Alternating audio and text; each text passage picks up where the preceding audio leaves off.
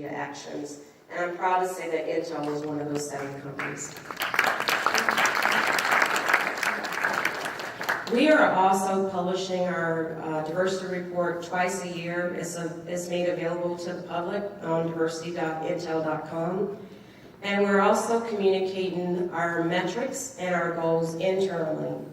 And if you go to the next slide, you'll also see that what's critically important here is that this work is also integrated in the backbone of our bonus structure.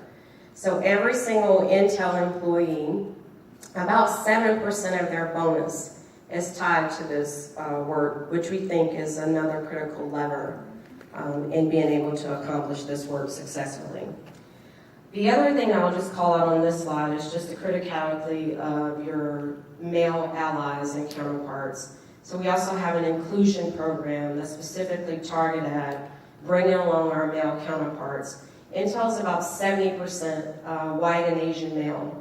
So as you can imagine, this work cannot be accomplished without them. And we're very fortunate to have so many of them that are willing to help us and help engage and sponsor from the seats where they sit. So that's important. So net on this slide, which is the next slide, kind of how I think about this work and how others, in terms of my peers, are also thinking about this work is diversity is a fact. It's like being invited to a party. Inclusion, however, is a choice, and it's about being asked to dance. And then belonging is really about knowing all of the songs. And so I think as we accelerate our progress, the acceleration for us is really going to be on inclusion and the belonging, because that's where you really maximize on the outputs and the expectations of what diversity and inclusion can bring. And if you go to the next slide on the sense of belonging, this is a study that I'm happy to provide to you. But what's so interesting here is that the belonging is such a critical linchpin to retention. And in fact, this particular study shows that if you create a space where your employee base feels safe, if you create a space where your employees feel empowered to give their voice, they feel as if they're being listened to, just the basic stuff that our parents taught us in kindergarten. Be nice, say it nice, listen to each other, and just bottom line respect.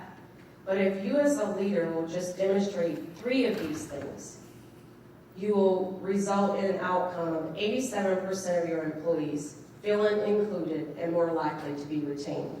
So this is what we're really trying to drive after. So let me just shift to our call to action, which is my call to action, your call to action, our call to action. So the first thing I would just ask you to do, next slide please, sorry. I'm going faster than him. I have that problem. Okay. Next slide.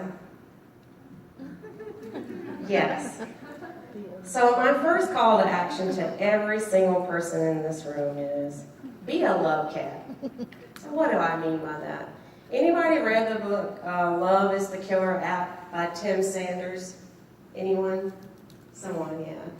You should really add this book to your list of reads. But the sentiment of this is we get more done and we're more productive together if we're willing to share the knowledge that we each have. In a sense, we're better together.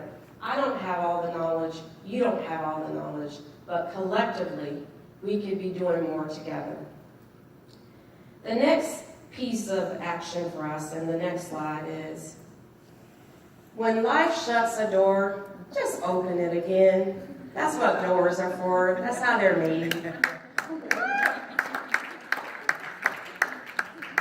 So again, expect doors to close, but see the positivity in that. And the next slide, and I know some of you have seen this book, but it continues to be one that in the spirit of love and candor, and among my women sisters, we have to have this conversation, which is Madeline Albright, which I love her.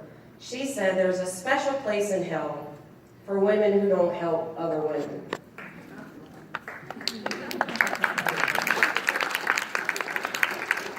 Now, what I'll tell you, and you can help me with this, and this is your specific call to action.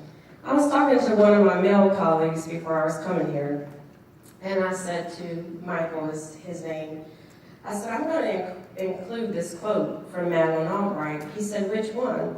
And I said, there's a special place in hell for women that don't help women. He said, instantly, hell is going to be full. So can we not let Michael's vision for us be true? That's my ask of you. And so I think far too often, we don't help each other and come to each other's call.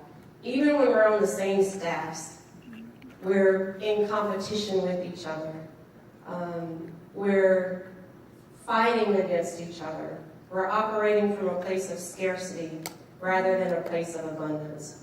So I truly believe if we can get this right, we just have enormous potential and possibilities for all of us in this room.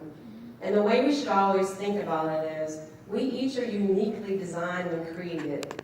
You can't take my space and I'm not going to take your space, but it's enough space in this room, in this world for all of us. And so I'd like to see us get there. And if we do that, next slide, we got this. So I just want to thank you for the time today and look forward to talking with you further.